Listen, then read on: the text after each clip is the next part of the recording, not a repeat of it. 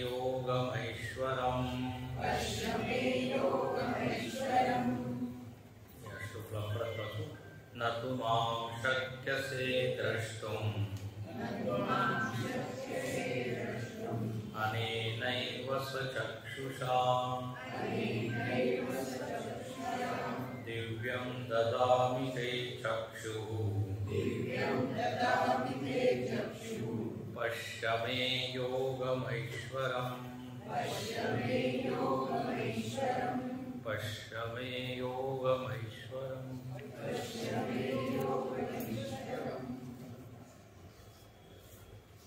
10वा अध्याय ऐकल्यानंतर अर्जुनाच्या मनामध्ये भगवंताबद्दल विशेष प्रेम भक्ती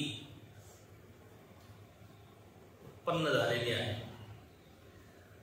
आणखीन खूप आदराने नम्रतेने तो एक विनंती करतो देवाच्या चरणी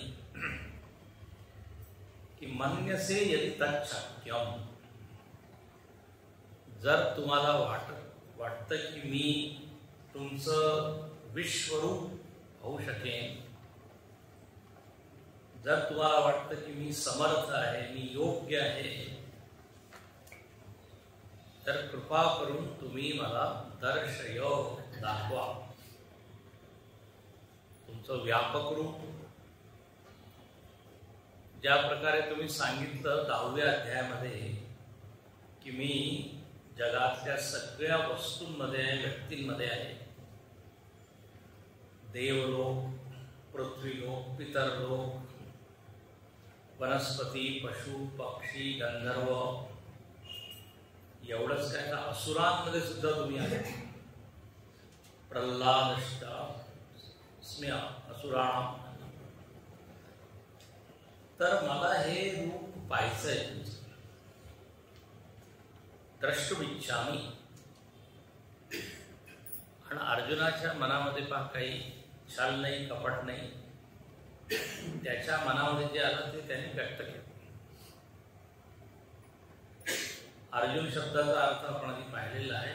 जो सरळ आहे तो आहे अर्जुन, ऋजुत्वात अर्जुन. तर त्यांनी भगवंताला असं सांगितलं किंवा विनंती केली. तर 7व्या श्लोकामध्ये देव काय म्हणतो, इहैकस्त जगत्कृष्णं पश्य. 7व्या श्लोकात पहिली म्हणे तू पहा, पश्य. आणि कुठे पहा तर म्हणे इह, इथेच पहा. इथे कुठे पहा तर म्हणे एकस्थम, एका ठिकाणीच तू पहा. म्हणे तुला काय दिसेल, कृष्णम जगत, जगत दिसेल तुला, म्हणजे मी जगत दाखवतो. आणि कृष्णम म्हणजे संपूर्ण जगत. आपल्याला जगाचा एकच भाग दिसतो, एवढासा भाग दिसतो. संपूर्ण जग प्रश्नच नाही. टेलिस्कोप लावला तरी संपूर्ण जग दिसणार नाही. एकच भाग, एकच ग्रह, काही ग्रह, तारा. तर इथे देव काय म्हणत, आता मी संपूर्ण ब्रह्मांड तुला दाखवतो माझ्या एकाच शरीरामध्ये. मम देही सचराचर, तू माझ्यामध्येच काय पाहिले, चर आणि अचर. चरचर म्हणजे काय, सजीव निर्जीव आहे ना. चर म्हणजे चालणारे, अचर म्हणजे स्थिर. स्थावर जंगम ज्याला आपण म्हणजे वनस्पती वगैरे कसे स्थावर आहे, जंगम म्हणजे सगळे फिरणारे. पर्वत वगैरे कसे स्थिर आहे, त्याला म्हणून अचर, चराचर. चराचर शब्दाला संपूर्ण जग म्हणजे ते पहा. कुठे पहा, मम देह. आणखीन म्हणजे जेवढं तू विचारलंय तेवढंच नाही, तुला अजून काही पाहायचं असेल ते सुद्धा मी दाखवेन. यच्च अन्य द्रष्टुमिच्छसी, जगाशिवाय अजून काय पाहायचं आहे. भगवंत त्याच्यावर खूप प्रसन्न आहे. कधी कधी राजे लोक प्रसन्न होतात, जे मागायचं असेल ते मागतात. कोणी जर त्याची स्तुती केली, काही कविता केली, ह्यातली माळ वगैरे काढून देते, अजून काय पाहिजे. इथे अर्जुनाच्या मनामध्ये खूप भक्ती आहे. काल आपण पाहिलं किती त्यांनी संबोधन दिलेले आहे, परमेश्वर, योगेश्वर, प्रभू, कमलपत्राक्ष. याच्याद्वारे त्याची भावना भगवंतापर्यंत पोहोचली आहे. म्हणून देव याचा तयार आहे. म्हणजे ठीक आहे, तुझी इच्छा मी पूर्ण करतो. मम दे. पहा पहा, 2 श्लोकामध्ये भगवंताने थोडंसं दाखवलं आहे. 5व्या आणखीन 6व्या श्लोकामध्ये काल आपण पाहिलं. हजारो रूप पहा माझे, वेगवेगळे आकार पहा. काल मी सांगितलं 33 कोटी देवता तुम्ही पहा, असं भगवंत बोलायला लागले. पण अचानक काय झालं, भगवंताने अर्जुनाकडे बघितलंच नाही की या पाहत आहे. जेव्हा पाहिलं काय पाहतात ते की अर्जुनाला काही दिसत नाही, कळत नाही. मग पुढच्या श्लोकामध्ये 8व्यामध्ये म्हणतात, अरे अरे या चर्मचक्षुनी, जे डोळे दिलेले आपल्याला, त्या डोळ्यांनी मी जे काही दाखवत आहे ते तू पाहू शकत नाही.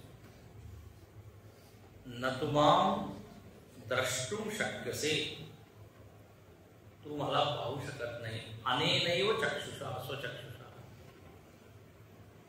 या नेत्रांद्वारे, या डोळ्यांच्या द्वारे जे डोळे तुम्हाला दिलेले आहे. मग अर्जुनाच्या चेहऱ्यावर एकदम प्रश्न असा दिसला. मग म्हणे मी कसं काय पाहिजे, दाखवायला तर तयार आहे पण माझी क्षमताच नाहीये, तर मग कसं काय मी पाहिजे. म्हणे आता तुम्हीच काही कृपा करा. तर देव म्हणतो मी तुला एक विशेष काय चक्षु देतो. दिव्यम ददामि ते चक्षु, दिव्य चक्षु तुला मी देतो आणि त्याच्याद्वारे पश्य मे ऐश्वरम योगम, माझ्या या ईश्वरीय योगाला तू पहा. ऐश्वर योग म्हणजे शंकराचार्य म्हणतात ईश्वरस्य मम ऐश्वरम, ईश्वराचं जे आहे त्याला म्हणतात ऐश्वरम. आणि ईश्वराचा योग, योग म्हणजे काय, योग शक्ती अतिशयम, योग सामर्थ्य. म्हणजे माझं अनंत सामर्थ्य, अनंत रूप, अनंत शक्ती, अनंत गुण, हे सगळं योग आहे. याला तू पहा. तुला कशाने दिसेल तर म्हणे दिव्य चक्षु. आणि 7व्या श्लोकामध्ये भगवंताने अर्जुनाचं संबोधन केलं, गुडाकेश. भगवंताचे एवढे नाव दिले, भगवंताने सुद्धा वेगवेगळे नाव, पार्थ, मग आता गुडाकेश. 7व्या श्लोकात गुडाकेश. गुडाकेशचा अर्थ तुम्हाला सांगितला आहे, निद्रा विजयी, निद्रेवर ज्यांनी विजय मिळवलेला आहे, जिंकलाय, निद्रा जिंकली. म्हणजे निद्रेला बाजूला करून तो प्रॅक्टिस करायचा धनुर्विद्येचा, म्हणून द्रोणाचार्याने त्याला हे नाव दिलं. त्यामुळे आता तू हे दिव्य चक्षुच्या द्वारे विश्वरूप पहा. आता इथे हा जो म्हणजे मुद्दा आहे, दिव्य चक्षु म्हणजे काय. लोक अनेक कल्पना करतात. दिव्य चक्षु म्हणजे काही त्याच्या डोळ्यामध्ये काही त्यांनी अशी शक्ती दिली असेल की त्याला दिसत असेल, किंवा काय इंग्रजीमध्ये एक शब्द असतो हिप्नॉटिझम किंवा हॅल्युसिनेशन. त्याला असं दिसायला लागतं सगळं. भ्रम. तर म्हणे असं काहीतरी देवानी केलं की त्याला ते असं सगळं दिसायला लागतं. किंवा म्हणजे जादूगार करतात की नाही, काही जादू, नजरबंद.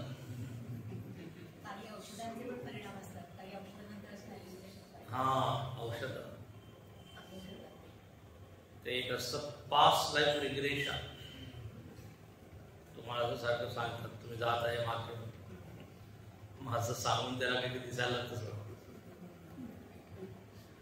तर असं वेगवेगळी कल्पना लोक करतात की काहीतरी रहस्यात्मक काहीतरी झालं असेल, त्यालाच देवानी दिव्य चक्षु म्हटलेला आहे. पण जर असा अर्थ केला तर जरा चुकीचा होईल. संगती लागणार नाही पूर्णपणे. आता संगती म्हणजे मी तुम्हाला दाखवतो. दिव्य चक्षु म्हणजे जर एक विशेष सामर्थ्य देवानी त्याला दिली असं जर आपण समजलं तर मग आपल्याला तर कधीच विश्वरूप दर्शन होऊ शकणार नाही, कारण देव आपल्यासमोर नाही. या अध्यायाच्या शेवटच्या श्लोकामध्ये 53-54 या श्लोकामध्ये तुम्ही जर बघितलं तर तिथे देव म्हणतो की हे जे मी विश्वरूप दाखवलं हे इतर लोक सुद्धा पाहू शकतात.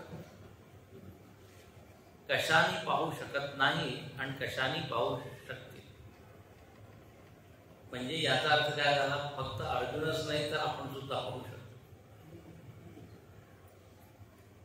53व्या श्लोकाला म्हटलेलं आहे, नाहं वेदैत न तपसा न दानेन न चेज्जया.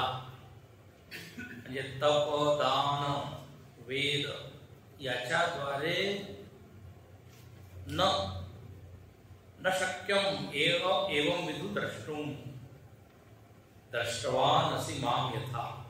जसा मी तुला दाखवलं हे रूप या साधनेच्या द्वारे, या वस्तूंच्या द्वारे नाही. मग म्हणे कसं शक्य ते. तर भक्त्या तु अनन्यया शक्य अहमेवं विदोर्जुन.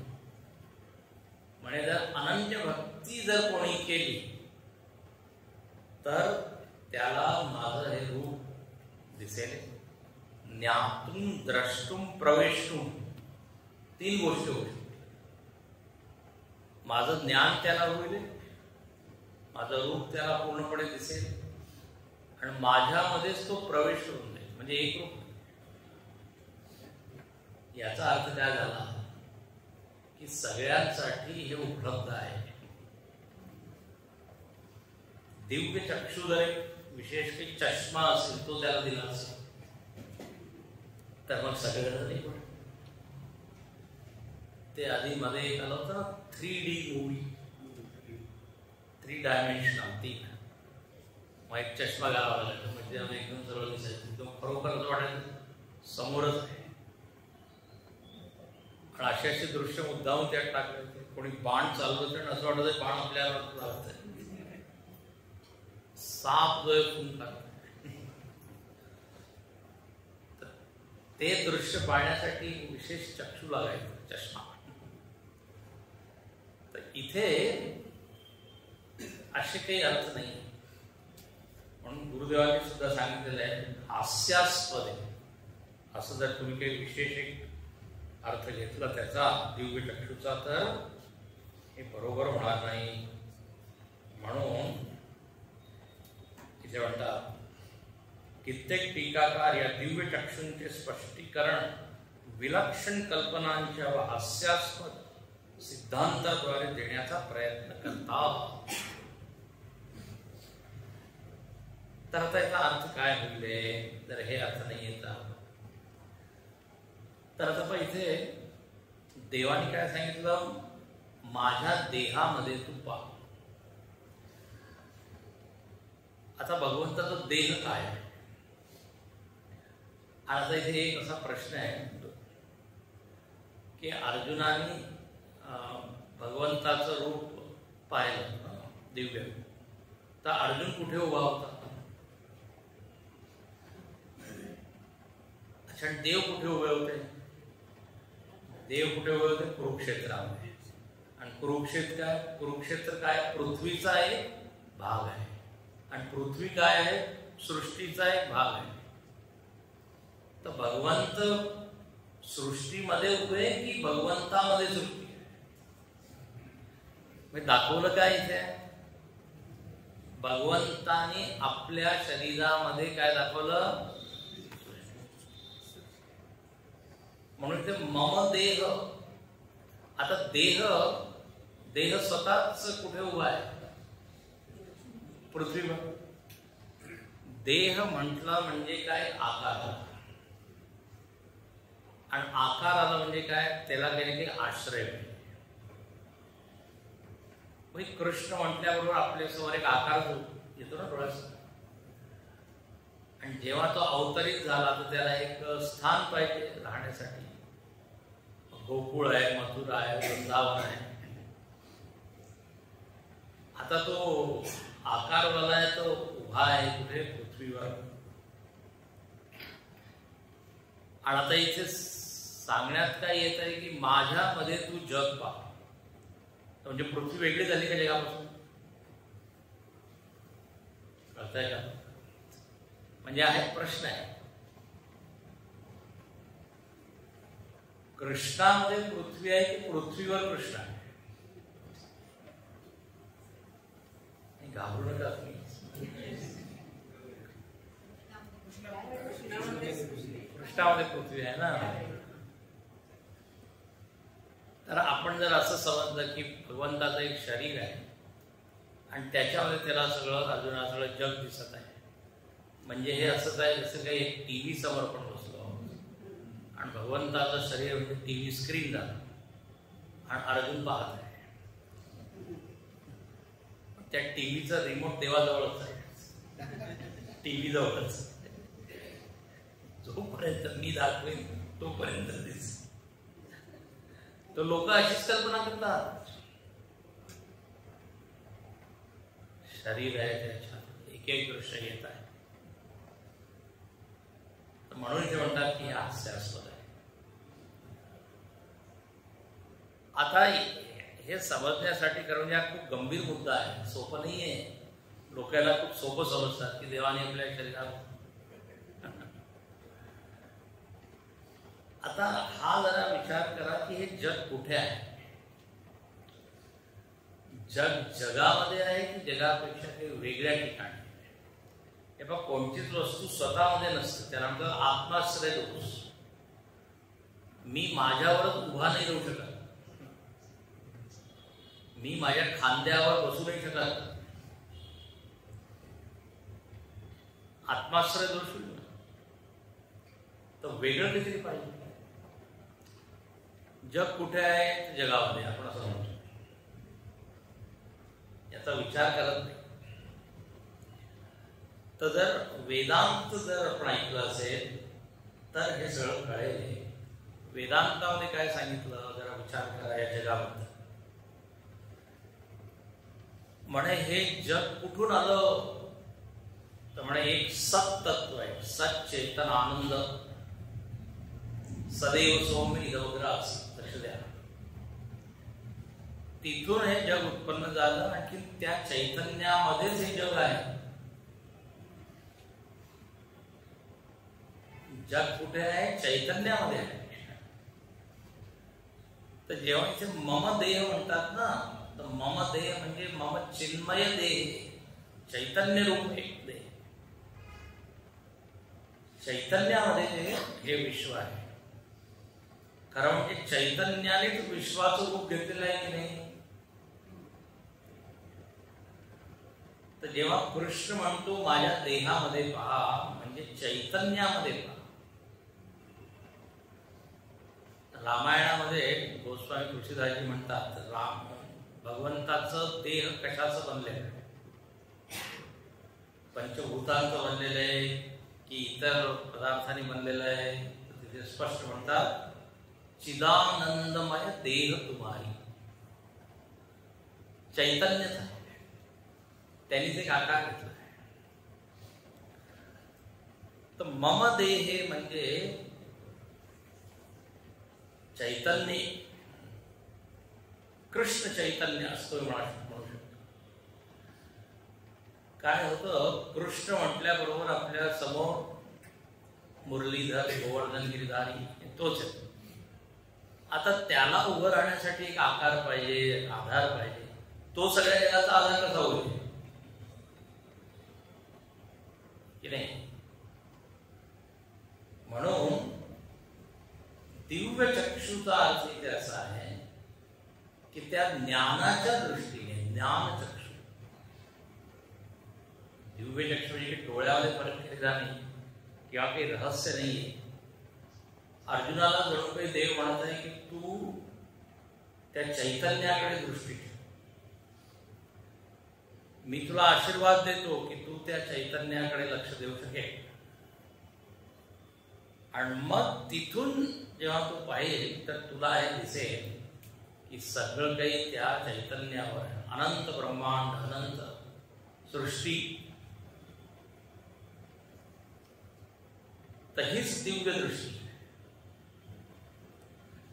आपण आता गुरुस्तोत्र वाचलं, त्याच्यावर सुद्धा सद्गुरु काय करतात, चक्षुरुन्मीलितं येन तस्मै श्री गुरवे नमः. चक्षु उघडतात ते आणि मग सगळं काही स्पष्ट दिसायला लागतं. तर ती चक्षु म्हणजे ज्ञानचक्षु.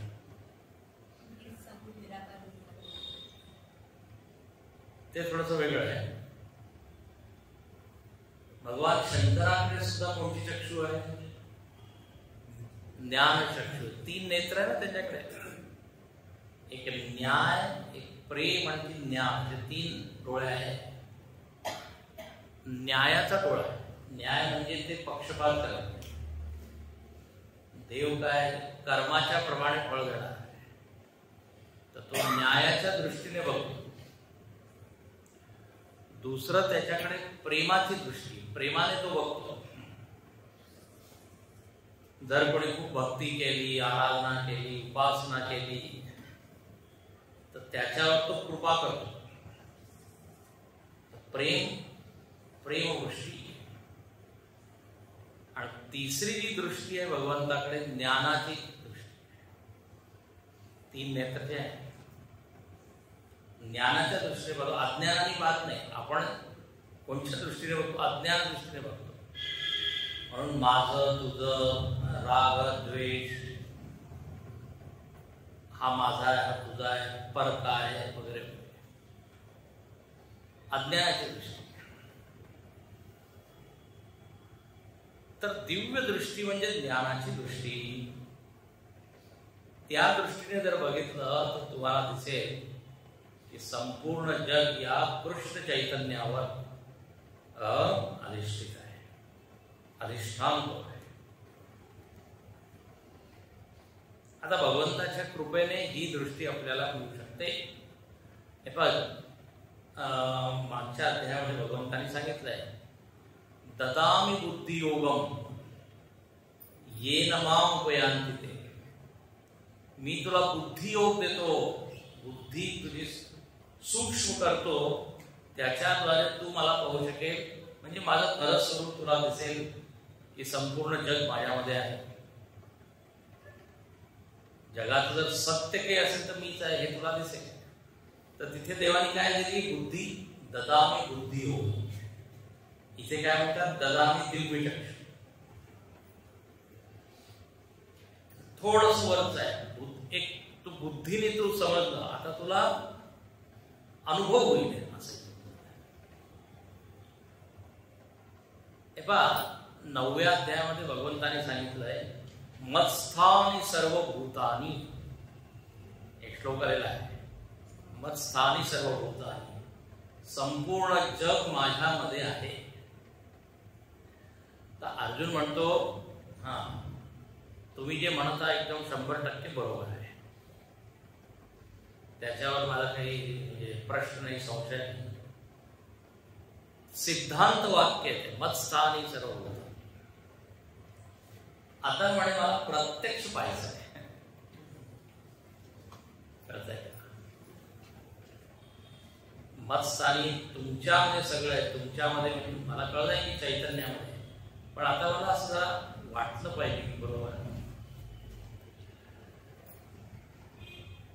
तर इथे देव म्हणतो की हा मी तुला अशी काही दृष्टी देईन आहे, ज्ञानाची दृष्टी, की तुला हे दिसेल स्पष्ट. आता पहा, एक तुम्हाला सांगतो, जी वस्तू जिथे आहे तिथे पाहणं ज्ञान आहे, आणि जी वस्तू जिथे नाहीये भलत्या ठिकाणी मी पाहत आहे, तर मग त्याला काय म्हणू आपण, भ्रम. ठीक आहे ना? आता तुम्ही सगळेजण इथे बसला आहात या हॉलमध्ये, आणि मला जर वाटत आहे की तुम्ही सगळे रस्त्यावर बसले आहात, तर लोक काय, स्वामी तुम्हाला भ्रम ना, चांगले लोक रस्त्यावर बसले, किंवा मी इथे बसलेलं तुम्हाला काही वाटतंय की मी बाहेर बसलो, भ्रम आहे. म्हणजे काय, जिथे जी वस्तू पाहिजे नाही पाहत. सर्प जो आहे तो भ्रम का आहे, कारण तिथे मी पाहत आहे जिथे तो नाहीये. खोटा सर्प बरं का. दोरी आहे तिथे आणि तिथे मी पाहताय साप. जिथे साप आहे तिथे जर साप दिसला तर ठीक आहे, ज्ञान आहे. त्याचप्रमाणे जग कुठे आहे, जगाला जर चैतन्यामध्ये पाहिलं तर ते ज्ञान. आता चैतन्य शब्द मी बोलतोय परत, परमात्म्यामध्ये जगाला जर पाहिलं तर ज्ञान. अजून सोपं करू, देवामध्ये संपूर्ण जग आहे असं जर मी पाहिलं तर हे ज्ञान आहे, आणि ते देवानी हेच दाखवलं आहे. जसं आता पहा, स्वप्न, माझ्यामध्ये स्वप्न आहे, मी स्वप्नामध्ये आहे. आता इथं अनेक वेळा तुम्ही हे उदाहरण किती वेळा सांगितलं, मी स्वप्नात आहे की स्वप्न माझ्यामध्ये, पण मला दोन्ही आहे. मी स्वप्नामध्ये आहे, तुम्ही स्वप्नात नाहीये. तुम्ही जर स्वप्नात असता तर झोपलेलं कोण आहे? त्याला भ्रम म्हटलेले.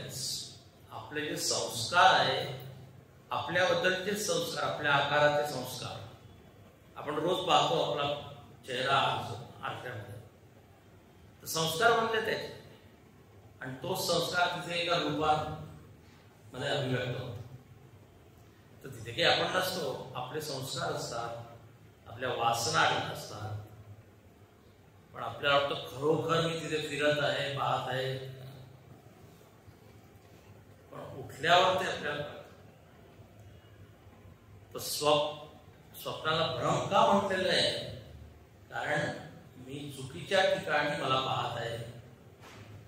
ते जग जेव्हा मला दिसतं की अरे तर माझ्यामध्ये आहे, आम्हाला हे ज्ञान आहे, मी त्या जगात नाहीये. तर मी झालो त्या स्वप्नाचा काय सांगा, अधिष्ठान. पहा, मी त्या स्वप्न जगाचा अधिष्ठान आहे की नाही, विश्व, संपूर्ण विश्व. तिथे अनंत कोटी ब्रह्मांड तुम्ही पाहू शकता, पण ते सगळे कुठे आहे, माझ्या. आपण ते शरीरामध्येच पाहतो, असं जणू काही वाटतं की मनामध्ये, मम देहे, खरं म्हणजे ते चैतन्यामध्येच आहे. तर ते स्वप्न मनामध्ये आहे, मन चैतन्यामध्ये, असं करून स्वप्न मनामध्ये, मन चैतन्य. कारण चैतन्याशिवाय मन काम करू शकत. कळतंय ना? म्हणजे बस कृष्ण म्हणत आहे ते चैतन्य मी आहे, फक्त तुम्हाला मनुष्य रूपात नको समजू.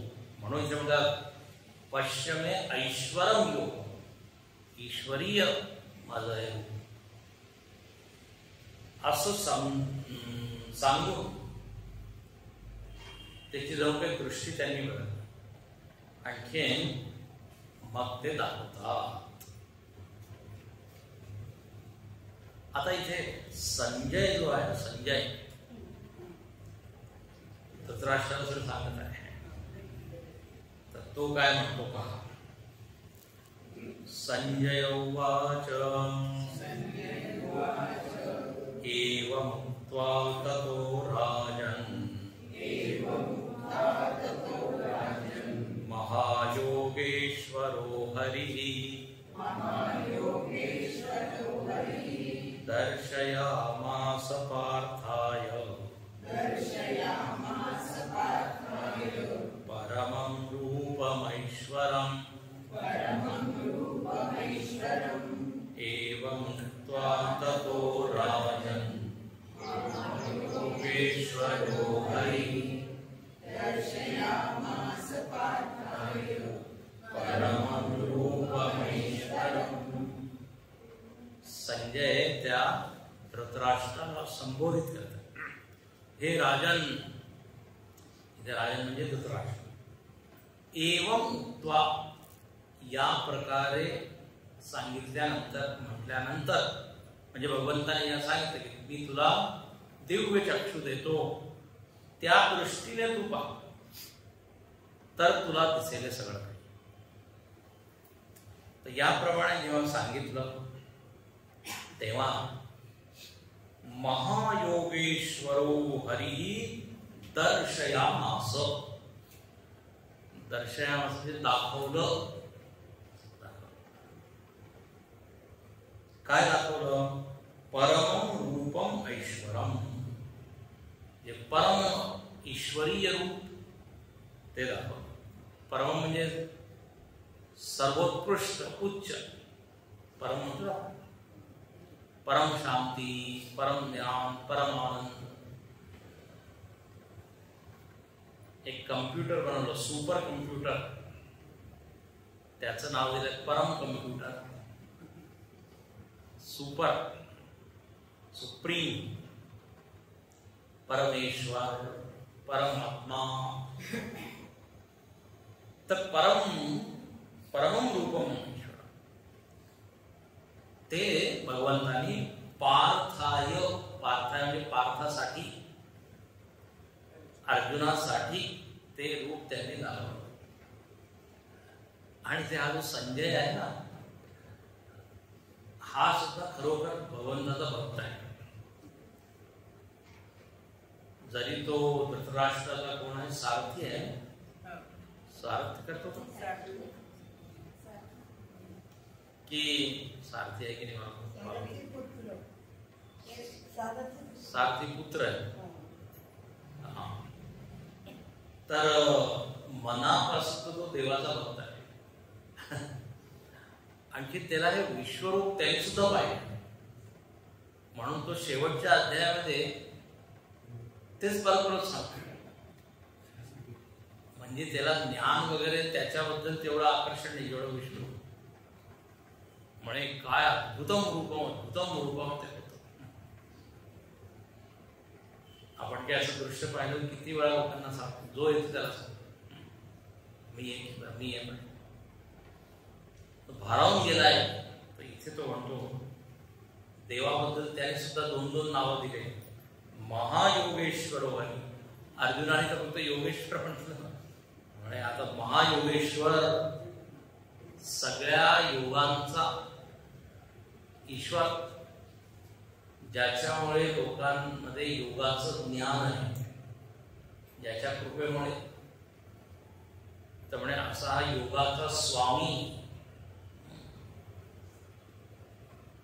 जर त्याची भक्ती केली तर आपण सुद्धा योगी होऊ शकतो, कारण त्याच्याकडे योग आहे. ज्याच्याकडे जे असतो ते तो देतो. योग म्हणजे खूप व्यापक टर्म आहे. योग म्हणजे फक्त आसनच नाही किंवा अनुलोम विलोम प्राणायामच नाही. योग म्हणजे साधना सगळ्या. योगशास्त्र म्हणतो की नाही, ज्याच्याद्वारे भगवंताशी आपण जोडू शकतो ते सगळं योग. योग. त्यामुळे भगवंताच्या कृपेने पहा जे साधक लोक आहेत त्यांना योगाची प्राप्ती होते. तो योगेश्वर आहे. हरी ही संजयनी नवीन नाव हरी. हरी नाव फार छान आहे. हरी म्हणजे जो हरण करणारा. काय हरण करतो? पैसा, दुःख, अज्ञान, भ्रांती, ज्याच्याद्वारे मला बंधनाची प्राप्ती होत आहे, अशांती म्हणजे ते सगळे अडथळे जेवढे आहेत तो ते दूर करतो. तर खूप भक्ती केली, खूप त्याचं नाव घेतलं म्हणून म्हणतात हरी बोल हरी बोल. सनकादी ऋषी एकच मंत्र म्हणतात, हरिशरणम हरिशरणम हरिशरण हरी बोल. हो, संजयाला सुद्धा भगवंतानी म्हणजे व्यासानेच त्याला दृष्टी दिली ना, तो सुद्धा पाहू शकतो. म्हणून तो म्हणतो की मी सुद्धा पाहिलंय अद्भुतम. तर महायोगेश्वरो हरी, रू धातूपासून हरी शब्द. शंकराचार्य नारायण, हरी म्हणजे काय? नारायण.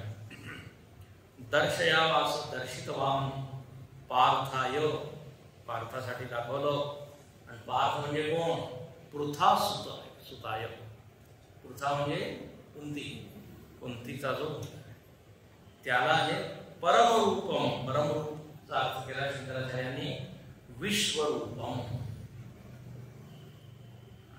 शंकर भाषा विश्वरूपम ते मी तुला म्हणजे ते भगवंताने दाखवलं. याप्रमाणे संजय वर्णन करत आहे की काय काय दाखवलं आणि त्यांनी काय काय पाहिलं. आता पहा, जगात जर वर्णन करायला सुरुवात केली तर अनंत काळापर्यंत वर्णन होऊ शकतं. हे आहे, हे आहे, हे आहे. तर इथे संजयला खूप आनंद होत आहे दाखवणं, म्हणून तो खूप दाखवत आहे, म्हणजे बोलत आहे की काय काय पाहिलं अर्जुनानी किंवा देवानी काय दाखवलं. कुठे दाखवलं? मम देह. मम देह म्हणजे मम चैतन्य, चैतन्य रूपात सगळं आहे हे तू समज असं. अनेक वक्त्र नयनम अनेकाद्भुत दर्शनम अनेक दिव्याभरणम दिव्यानेकोद्यतायुधम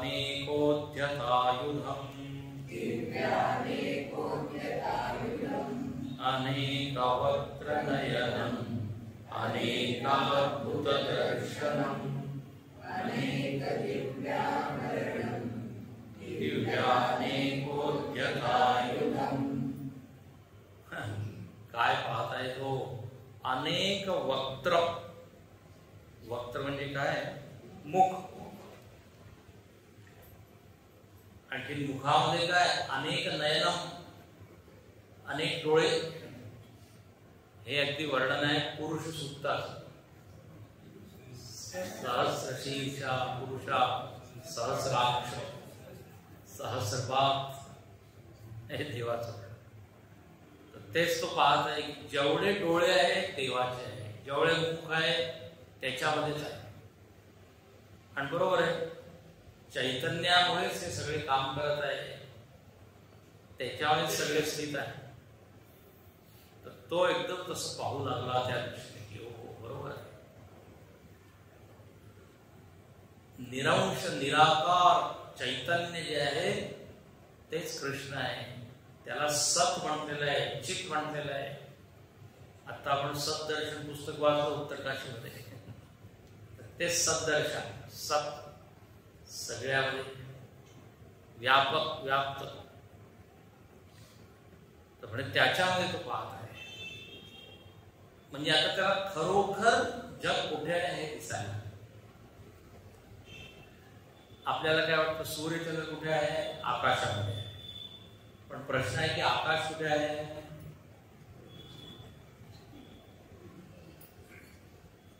काय उत्तर? आता उत्तर तुम्हाला दिलेलं आहे. आकाशाचं अस्तित्व कुठे भासत आहे? चैतन्यामध्ये. एव्हा जर चैतन्य नसेल तर आकाश आहे हे सांगू शकतो का?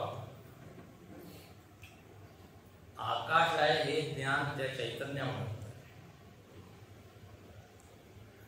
तर असा तो पाहत आहे की किती नेत्र वक्त्र अनेक अद्भुत दर्शन. त्याला असं काही काही दिसत आहे जे पाहून एकदम त्याचा चेहरा आश्चर्याने म्हणजे असं खुललेला आ हो वाव असं इंग्रजीमध्ये. शंकराचार्य म्हणतात आश्चर्य. पुढच्या श्लोकात सुद्धा आश्चर्य म्हणजे आ ती चर्या होती यदा, म्हणजे तोंड उघडच राहत, बंद होत.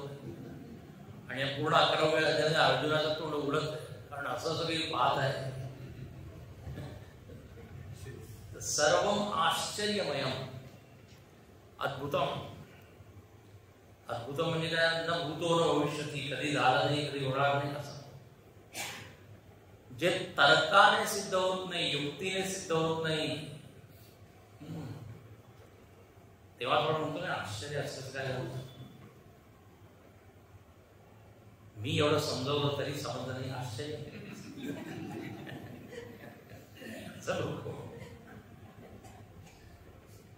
समजलं तरी आश्चर्य कसं काय जवळ. म्हणून ते उपनिषदाला म्हटलेलं आहे, हे ज्ञान असे समजलं तरी आश्चर्य, नाही समजलं तरी आश्चर्य. कारण ती वस्तू मीच आहे तरी मला समजत नाही, आश्चर्य. तर अनेक अद्भुत दर्शन, अनेक दिव्य आभरण, अनेकानी दिव्यानी आभरणानी यस्मिन. अनेक प्रकारचे आभरण. आभरण म्हणजे काय? दागिने. ते सुद्धा कुठे आहे? तिथेच आहे. त्यांचं अस्तित्व त्या तत्वामुळेच आहे. मग तो काय पाहत आहे की अनेक दिव्य आयुधम, सगळे अस्त्रशस्त्र सुद्धा त्याच्यामध्ये. आता अनेक प्रकारचे आयुध आहे की नाही? देवाकडे विशिष्ट आयुध आहे. शंख चक्र गदा त्रिशूळ. आता आपल्याकडे काय? सैन्यामध्ये ब्रह्मोस्त्र. आता हे सुद्धा जगामधलं आहे की जगाचा राफेल. आता हे सगळे आयुधच आहे. तर अनेक अनेक अनेक जे काही आहे हे जगामध्ये आणि जग त्या तत्वामध्ये. असं आता जगामध्ये किती वस्तू तुम्ही मोजू शकता? करत राहा. इथे वर्णन आहे. जे जे काही त्याला दिसत आहे ते तो सांगत आहे. पण असं नाही की जेवढं सांगितलं तेवढंच आहे. देवाने सांगितलं ना मागच्या अध्यायामध्ये, म्हणजे पूर्ण जग तर माझ्या एका अंशामध्ये.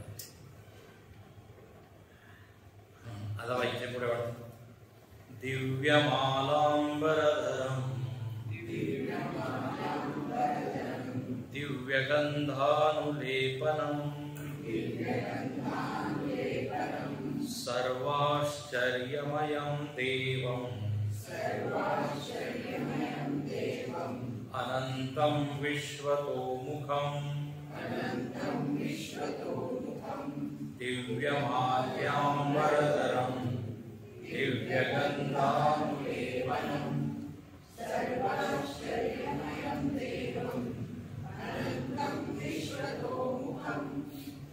इथे म्हणतो दिव्य माल्याम्बरधरं, अनेक प्रकारच्या दिव्य माळा. तर माळा किती प्रकारच्या आहेत. रुद्राक्ष माळा, तुळशीच्या माळा, स्फटिक माळा, वैजयंती माळा, तुळशीची माळा आहे ना, तुळशीची माळ त्या अभंगामध्ये आहे ना, कौस्तुभ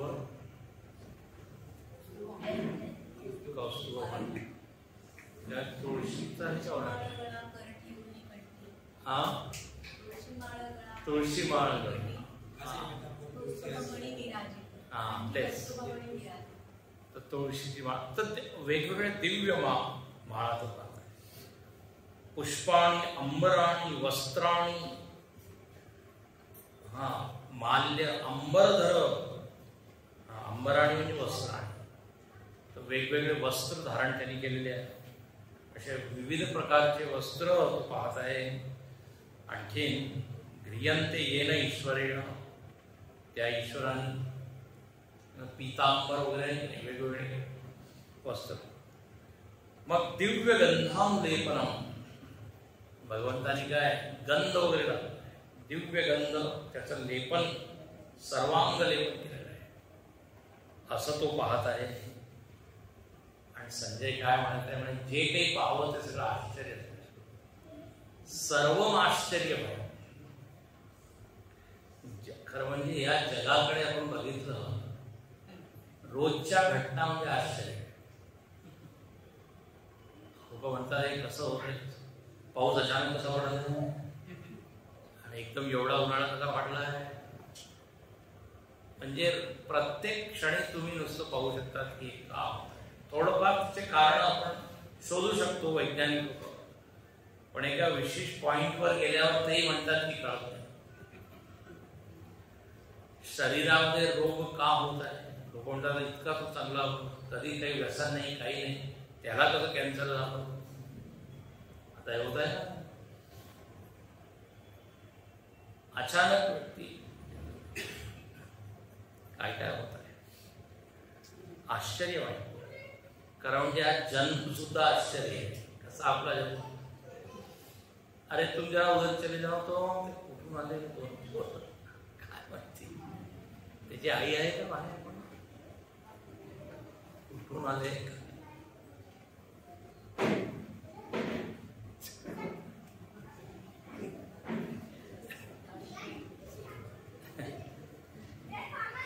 आश्चर्य कुठून आले, हे कधी येत नाही, रोजचे नाही आहे, वेगळे कुठून. आश्चर्य, सर्व आश्चर्यमय जे काही आहे आपल्याला ते साधारण गोष्ट आहे. हा जगात काही काही घडत असतं असं होऊ शकतं, पण विचार केल्यावर कळत नाही, कारण शोधल्यावर काही नीट कळत नाही, समाधान होत नाही. अनेक अशा गोष्टी आहेत, शेवटपर्यंत त्याचं उत्तर मिळतच नाही. सर्वाश्चर्यमयं देवम अनंतम विश्वतोमुखम, म्हणे या जगाचं काही अंत नाही. आता इथे देवाला तो म्हणत आहे, देव तुझा काही अंत नाही, जगाचाच अंत नाही, तर तू तर जगाचं अधिष्ठान आहे, तुझं कसं काय अंत.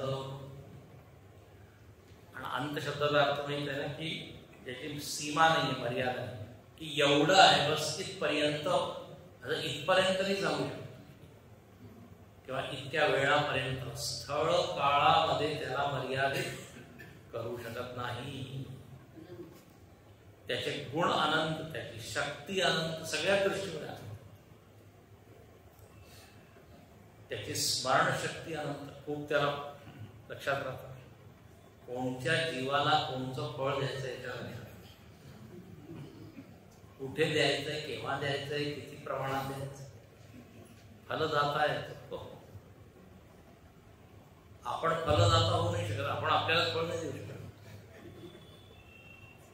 जर आपण फलदाता असतो आपण आपल्याला दुःख का दिलं असतं. जेव्हा दुःख येतं तेव्हा आपल्याला वाटतं कोणीतरी आहे देणारा. म्हणून गीतेला भगवंत म्हणतात की मी सगळं काही जाणतो, माम तू वेदना कश्य, भविष्याणी च भूतानी वर्तमानानी चालू. हे हे सगळं मला माहीत आहे, पण मला कोणी पूर्णपणे जाणून नाही शकत.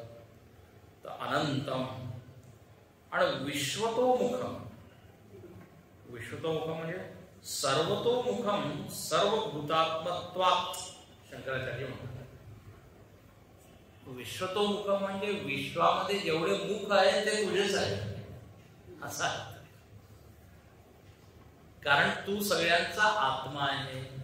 जर सगळ्या शरीरांचा आत्मा तू आहे तर सगळ्या मुखांचा आत्मा सुद्धा तूच आहे. म्हणजे सगळ्या मुखातून तूच व्यक्त होत आहे. जबरदस्त वाटत आहे.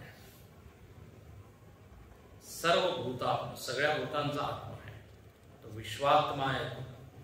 विश्वतोमुखा. तू फक्त एका ठिकाणी नाहीये.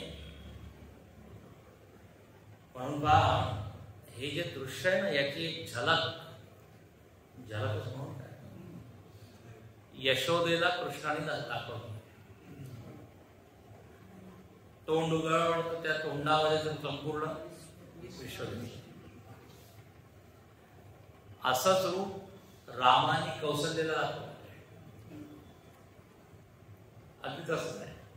आणि त्या कौशल्याला काय म्हणजे लीला हेच दाखवलं की फक्त एका ठिकाणी पाळण्यामध्ये निजवलं, झोपवलं आणि यशोदा गेली पुढे स्वयंपाक करा. तर रामाला तिथेही पाहते म्हणे, अरे आत्ता तुम्ही पाळण्यामध्ये झोपवलं. तर जे गोस्वामी म्हणतात, इहा उहा दुई बालक देखा. परत इकडे अरे इथे आहे तिथेही आहे, पण हे काय. तसंच अक्रूराला भागवतामध्ये वर्णन आहे. तो त्या कुंडामध्ये स्नान करायला गेला जेव्हा तो मथुरेमध्ये घेऊन जात होता कृष्णाला. कृष्ण त्या रथामध्ये बसलेला आणि अक्रूरला जे म्हणतो, हा स्नान वगैरे करून घेतो. स्नान करायला जाऊ तिथे कृष्णाचं दर्शन. अरे पण मी तर त्याला तिथे बसून आलोय. पळत आला तिथेही आहे. अक्रूराला समजलं की देवाने दाखवलंय की आता मी कोण आहे. म्हणून अक्रूर तू घाबरू नको, त्या कंसाला मी मारी नाही. कारण तो कंसाकडे नेत होता. तर मधून मधून असं विश्वरूप दाखवलं. दुर्योधनाला विश्वरूप दाखवलं माहिती ना. दुर्योधनाला जेव्हा भगवंत समजवायला गेले चेष्टाईच्या तेव्हा दाखवलं त्याला, पण त्याला काही समजलं नाही. तेव्हा ते समर्पण केलं असतं ते. तर म्हणे हा माया थोडं जाणतो, काहीतरी जादू आहे म्हणून असं. त्याला ईश्वरत्व दिसतच नव्हतं कृष्णामध्ये, दिव्यत्व. तर अनंतम विश्वतोमुखम. मंदोदरीने रामाचं वर्णन केलं. रावणाला शेवटी समजवण्याचा प्रयत्न केला की हा राम जेवढा दिसतो तेवढा नाही, खूप मोठा आहे. त्याची उंची काय आहे, तेवढे ब्रह्मलोकावर त्याचं डोकं आहे, पाताळ लोकावर त्याचे पाय आहे, मोज म्हणजे व्यापक आहे. ते पूर्ण वर्णन आहे. तर जे इथे गीतेमध्ये दाखवलंय भगवंताने तेच महाभारतामध्ये रामायणामध्ये सुद्धा आहे. मग इथे संजय काय वर्णन करतो, म्हणे त्या देवाच्या शरीरामधून केवढा प्रकाश उत्पन्न होत आहे, इतका उजेड. केवढा उजेड असेल, किती प्रकाश असेल तर पहा. देवी सूर्य सहस्रस्य भवेद्युगपदुत्थिता यदि भासदृशी सा स्यात् भासस्तस्य महात्मनः दिवि सूर्यसहस्रस्य